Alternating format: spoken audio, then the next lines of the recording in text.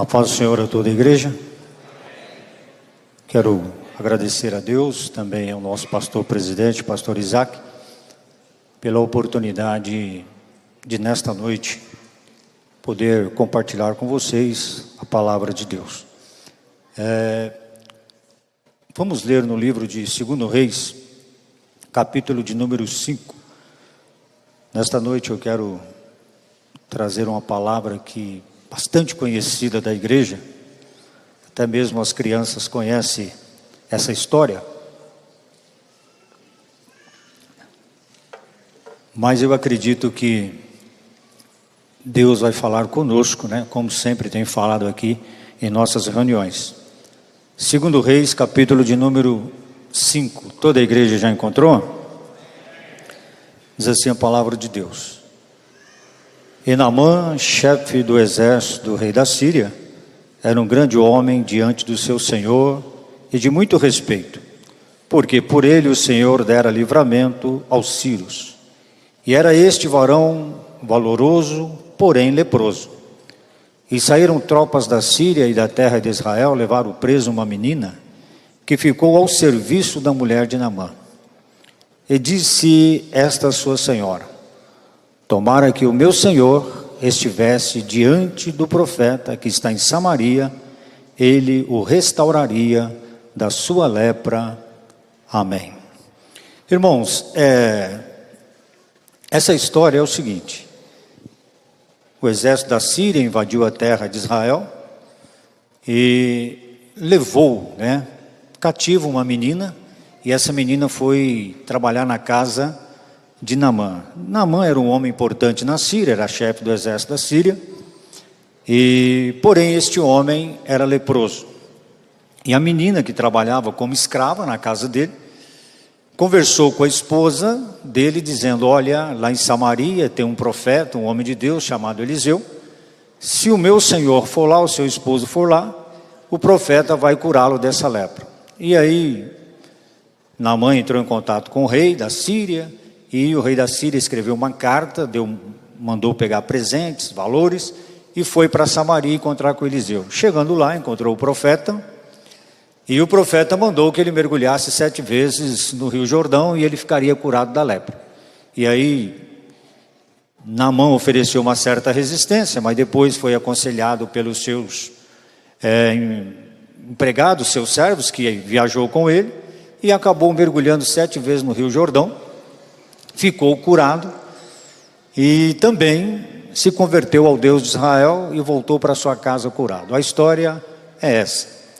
Mas nesta noite eu não quero focar no milagre de Naamã, e nem também no profeta Eliseu. Sem dúvida nenhuma que os personagens mais importantes desse texto é o profeta Eliseu e Naamã, porque todo milagre, o contexto gira em torno do milagre de Naamã.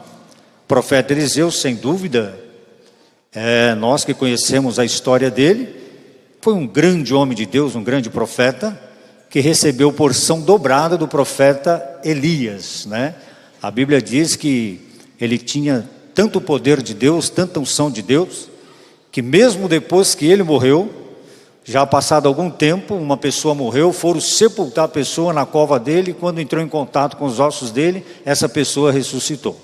Mas eu não quero falar de Eliseu nesta noite, eu quero falar sobre essa menina, porque todo milagre, toda a história aconteceu, o milagre aconteceu, por causa desta menina. E eu quero, nesta noite, tirar algumas lições que essa menina vai nos ensinar nesta noite. Por quê, irmãos? Existem muitas pessoas anônimas no reino de Deus, na igreja, que são responsáveis também pelo sucesso da igreja. E muitas vezes, irmãos, talvez até esquecemos dessas pessoas, E muitas vezes o seu nome não sai em cartaz, não sai em folder, não dá testemunho, não tem oportunidade. Mas essas pessoas são responsáveis também pelo sucesso da igreja. Vou dar um exemplo aqui. Recentemente nós tivemos o nosso congresso lá no Pedrocão, o Comadef. Foi uma bênção, foi uma maravilha. Quem foram os protagonistas desse congresso? O pregador da noite e os cantores. Eu tenho certeza, a não ser que você conhece, mas ninguém lembra o nome do segurança, que fez a segurança lá quando você chegou no estacionamento, quem limpou as cadeiras, quem varreu o ginásio, quem carregou o banco, quem carregou cadeira, quem virou a noite trabalhando lá, ninguém sabe, eu não sei. Mas o nome do pregador eu sei, o nome do cantor eu sei. Mas o congresso, irmão, só foi realizado porque essas pessoas ajudaram para que fosse realizado. Então é sobre isso que eu quero falar nesta noite. Não existe ninguém inútil no reino de Deus, irmãos. Não existe, irmãos. Não existe ninguém inútil no reino de Deus. Domingo próximo agora, um cooperador lá da igreja, o irmão Fernando, ele pregou, deu oportunidade, ele falou sobre o tribunal de Cristo. Porque muitas vezes nós esquecemos, só lembramos do arrebatamento da igreja. Mas, irmãos, depois do arrebatamento nós vamos passar por um tribunal em que Cristo vai nos julgar. Não um julgamento para condenação ou salvação, mas um julgamento para recebimento de galardões. E a Bíblia diz, o apóstolo Paulo diz em 2 Coríntios 5:10, que todos irão comparecer diante de Cristo naquele dia.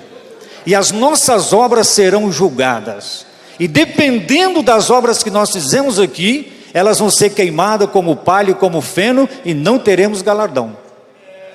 Porém teremos a salvação. Mesmo você que não é obreiro, que é anônimo do reino de Deus, que se julga um membro de banco, que vem, assiste o culto, volta para casa, você vai comparecer diante do tribunal de Cristo. E eu vou dizer mais, irmãos, tem pessoas que vão ficar decepcionadas nesse dia, porque vai haver inversões de valores. Pessoas aqui que se julgam importantíssimas, mas naquele dia, meu irmão, nada disso vale diante do juiz que é Jesus. Ele não é mais o Salvador, agora ele é o juiz, ele vai me julgar. Irmãos, nós vamos ser julgados, nós vamos ser medidos, não pelo tamanho da obra que a gente exerce, pela qualidade da obra que você exerce. Irmão, se você dirige um ponto de pregação, lá tem 5 pessoas, lá você está dirigindo esse ponto de pregação. De repente o seu galardão pode ser maior do que o meu, que eu sou um pastor de igreja. Vai depender de como eu estou dirigindo a igreja e como você está cuidando do ponto de pregação. Pode ser que você seja anônimo diante dos homens, mas diante de Deus não. Por que Naamã foi curado? Por que Naamã chegou até Eliseu? Por causa desta menina. E a Bíblia, o escritor não diz o nome da menina, só fala que era uma menina e ela era escrava. Irmãos, primeira coisa, quem foi que desenvolveu essa fé extraordinária nessa menina? Provavelmente, irmãos, ainda que a Bíblia não fale, não menciona pai, nem mãe, nem família, mas provavelmente esta menina saiu de uma família que desenvolveu nessa menina a fé em Deus. Essa menina conhecia o Deus de Israel.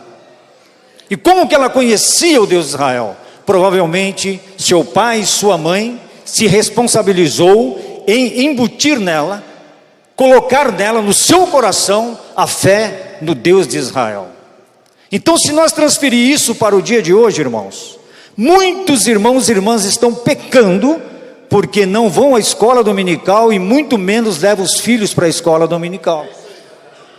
Essa menina, se fosse hoje, ela seria fruto da escola bíblica dominical. Por quê? Ela tinha uma fé extraordinária. A Bíblia não menciona o pai e mãe. Diz que ela foi raptada, foi levada como uma escrava para uma outra terra, para uma outra nação. Mas nada disso mudou a fé daquela menina. Uma menina, alguns estudiosos dizem que tinha entre 13 a 15 anos de idade. Mas e a fé que essa menina desenvolveu? A confiança em Deus que essa menina desenvolveu? Possivelmente o pai e a mãe foi responsável. Irmãos, e nós precisamos, irmãos, investir nas crianças, nos nossos filhos. Precisamos colocar no coração deles a fé no Deus que nós servimos. Sempre quando acontecia, por exemplo, quando o povo de Israel atravessou o Rio Jordão, Deus mandou que tirasse de lá 12 pedras e fizesse um monumento memorial. Para que isso? Para que sirva de testemunho para os nossos filhos. Será que nós temos testemunhos, irmãos, para os nossos filhos? Será que hoje nós, como pais crentes, mães crentes, temos testemunhados para os nossos filhos? Será que eles têm conhecido o Deus que nós servimos? Irmãos, eu nasci num lar evangélico, nasci na Assembleia de Deus, vi muitos milagres acontecendo que a minha filha não viu. Eu vi paralítico andar dentro da igreja, vi cego enxergar dentro da igreja, vi mudo falar dentro da igreja, vi milhares de endemoniados sendo libertos dentro da igreja. Porém as minhas filhas não viram, mas eu sempre estou dizendo para elas: será que isso acontece, pai? Eu nunca vi, mas eu vi, e eu vou testemunhar, porque ela precisa saber que o Deus que o pai dela serve é o Deus que criou os céus e a terra. Então, irmãos, a primeira lição que essa menina transmite para nós, que ela tinha uma fé extraordinária. Ela tinha uma fé extraordinária.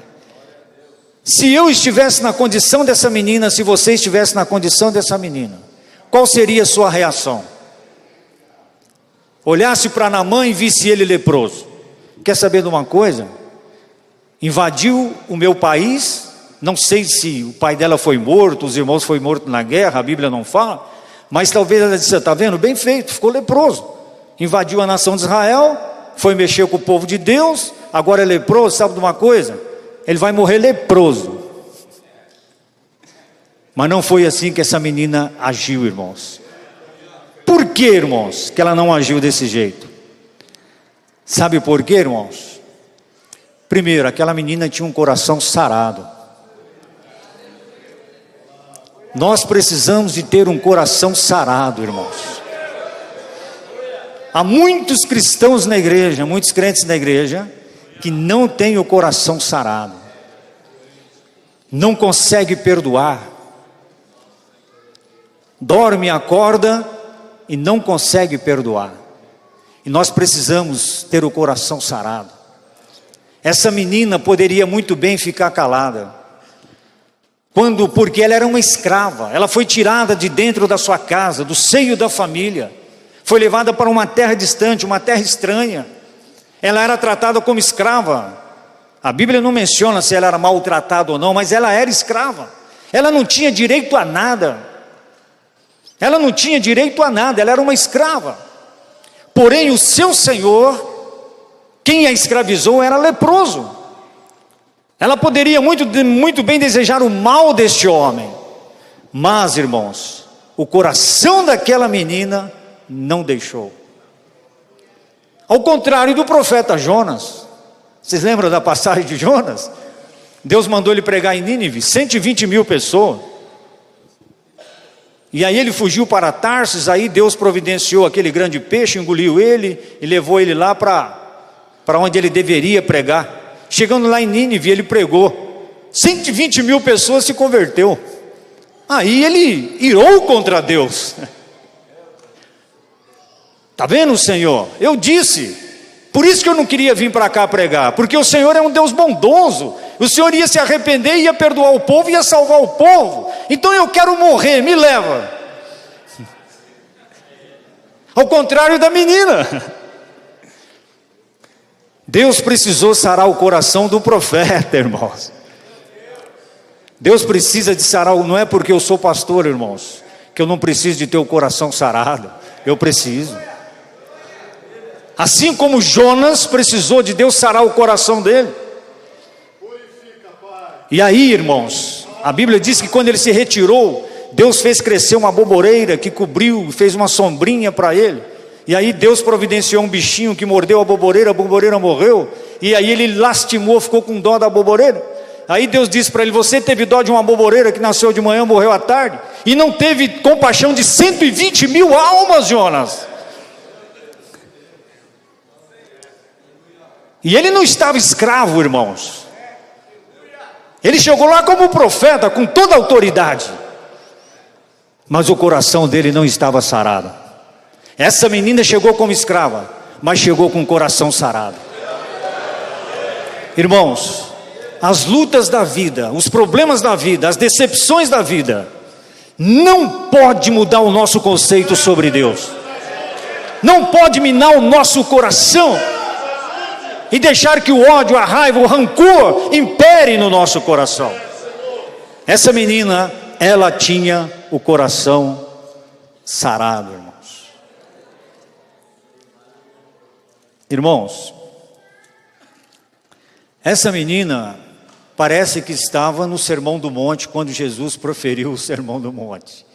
O que diz lá em Mateus, capítulo 5, a partir do versículo 44? Eu, porém, vos digo, amai vossos inimigos. Jesus que está dizendo. Irmãos, se a Bíblia tivesse só o Sermão do Monte, já seria o suficiente para salvar o mundo. De tamanha profundidade que é esse sermão. Eu, porém, vos digo, amai os vossos inimigos. O que Naamã era daquela menina? Inimigo. Invadiu a nação dela, destruiu tudo, levou ela como escrava. Porém a menina amou Naamã. Bendizei os que vos maldizem. Há condição de fazer isso, irmãos? Quando a gente sabe que alguém inventou uma fofoquinha nossa, que alguém chega para nós e fala, olha, vou te contar um segredo aí, mas você não fala para ninguém e tal. O irmão tal falou isso e isso de você. Falou. Ah, hoje à noite eu pego ele no culto. Mas a menina não agiu assim, irmãos, né?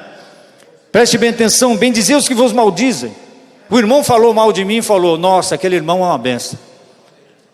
Coitado, ele falou mal, mas eu sei que o coração dele é bom. Não é assim que a gente age.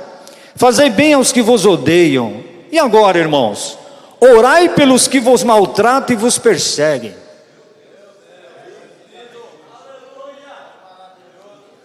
Irmão, o negócio é sério. E todas essas características existiam naquela menina. Aquela menina era escrava, irmãos. Foi raptada, foi tirada de dentro de casa. Foi levada para uma terra distante como escrava. Sem direito nenhum, sem liberdade nenhuma, sem folga nenhuma. Trabalhando os 365 dias do ano. Sem nenhuma folga, era escrava. Porém, irmãos, nada disso minou o coração daquela menina. Porém, nada disso, irmãos, afetou o coração daquela menina. Porque o coração dela, irmão, já tinha dono. O coração dela já tinha dono.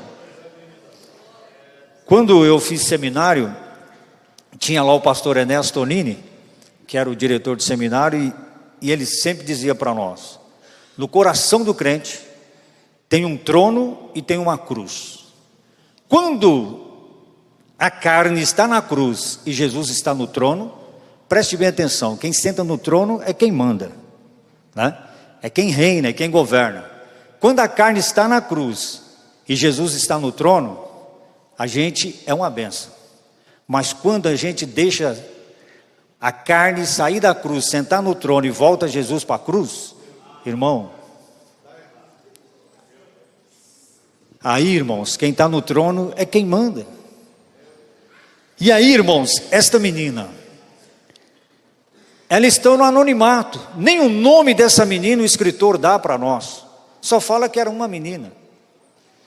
Mas, irmãos, no reino de Deus, você pode passar a vida inteira aqui, irmãos, como um anônimo. Mas naquele dia que você comparecer perante Cristo, o seu galardão está reservado. Pode ser que ninguém te enxergue, que ninguém lembre de você, mas Deus não esquece de nós. Então, irmãos, essa menina, ela nos incentiva a continuar fazendo a obra de Deus. Independente, irmãos, independente, irmã. Não se sinta inútil no reino de Deus. A igreja só vai porque você faz parte da igreja. Imagine vocês se o pastor chegasse aqui para dirigir o culto e não tivesse vocês aqui para ouvir a palavra, para ouvir os hinos. Não era igreja, irmão. Se vocês também chegassem e não tivesse pastor, também não era igreja. Então vamos tirar essa ideia, irmãos, de que aqui tem o A, o B, o C. Não, irmão, todos nós fazemos parte, somos úteis no reino de Deus. Alguns dias atrás eu fui dar uma palavra para os obreiros, né? O pastor Estevaldo me convidou para ir dar uma palavra lá na igreja do Aeroporto 1 para os obreiros. E naquela noite eu disse aos diáconos, né? Eu usei até uma expressão assim. Falei, irmãos, que vantagem tem ser diácono? Eu chego no culto, entro para dentro do culto, você vai ficar lá na fora olhando meu carro. Eu participo dos hinos, participo da mensagem, dou glória a Deus, falo língua estranha, saio e você está lá fora, tomando conta do meu carro, olhando a rua. Qual que é a vantagem de ser diácono? Eu vou dizer, irmãos, é privilégio de poucos. Não é todos que servem para ser diácono. Você é diferente.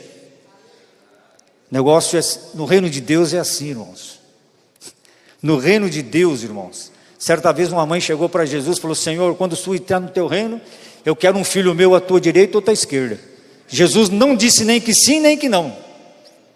Jesus respondeu dizendo que no reino dele, quem quer ser maior tem que servir. Aqui, irmãos, quem governa é o que serve. É assim no reino de Deus. Se você está pensando em entrar para um ministério, irmãos, para ter fama, para ter elogios, para ter... Não, irmão, você vai entrar para servir. É para servir. Eu quero aqui, com todo respeito, usar a pessoa do pastor Isaac. Quem vê o pastor Isaac aqui é o pastor presidente. Nossa, pastor presidente de Franca. Só que ele toma conta da sede de mais 60 igrejas. Quando eu tenho um problema lá no Simões, quem eu procuro? Pastor Isaac. Quando você tem problema na sua congregação, quem você procura? Pastor Isaac. Tudo bem, ele é presidente, ele chegou aqui por mérito, né? Pela unção de Deus, pela graça de Deus, e com todo respeito, nós o respeitamos e admiramos. Mas ele é o que mais serve, irmãos. Ele serve a sede mais 60 igrejas. Eu sirvo a igreja dos Simões. Por quê, irmãos? Porque no reino de Deus só serve quem está disposto a servir, irmãos. Não pense você que você vai entrar para um ministério para ser servido. Ah não, o pastor senta no púlpito, o pastor tem lugar.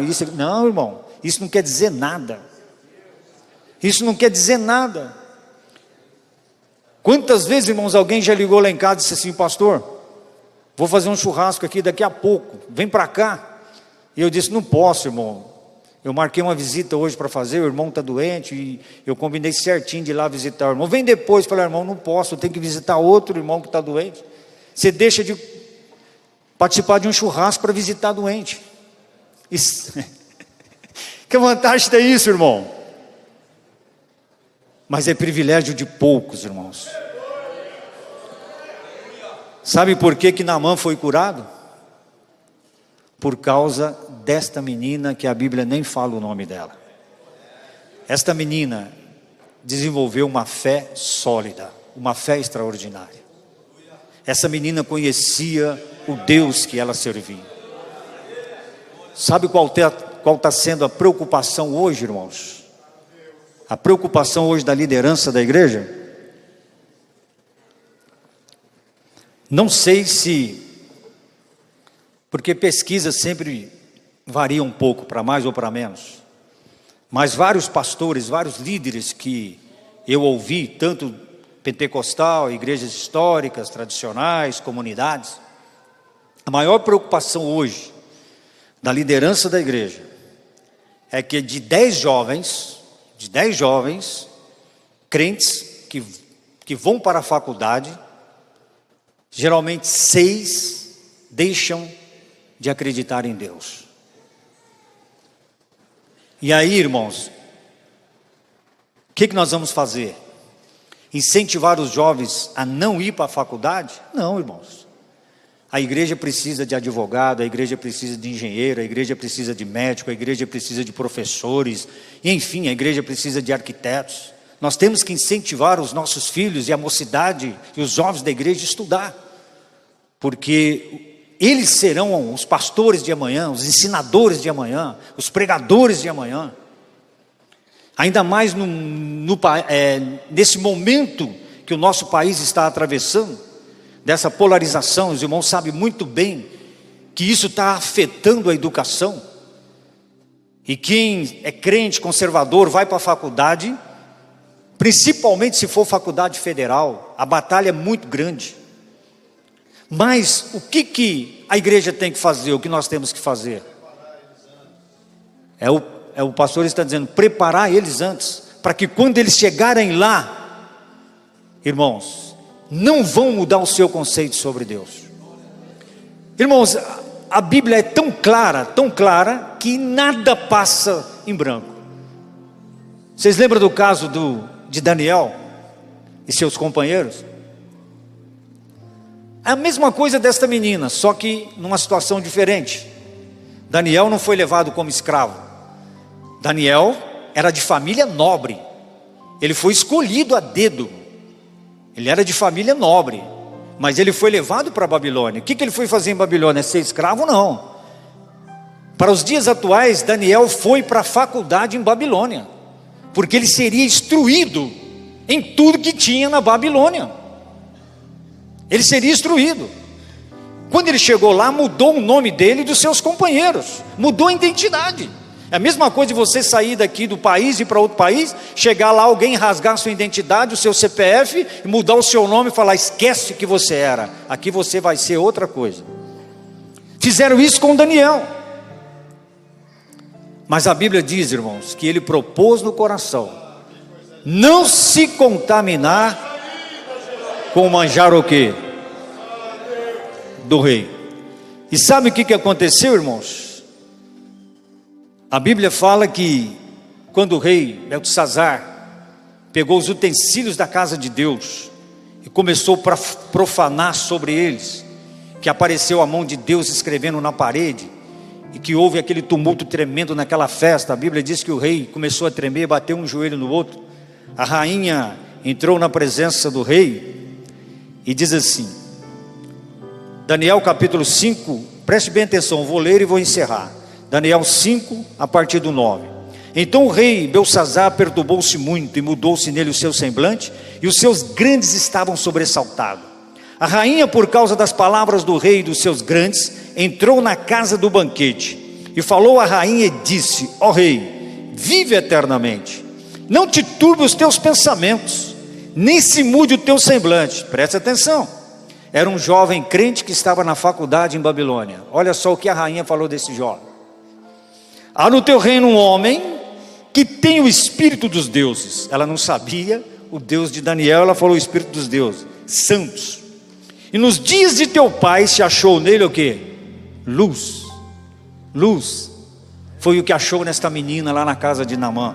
Mas o quê? Inteligência, sabedoria.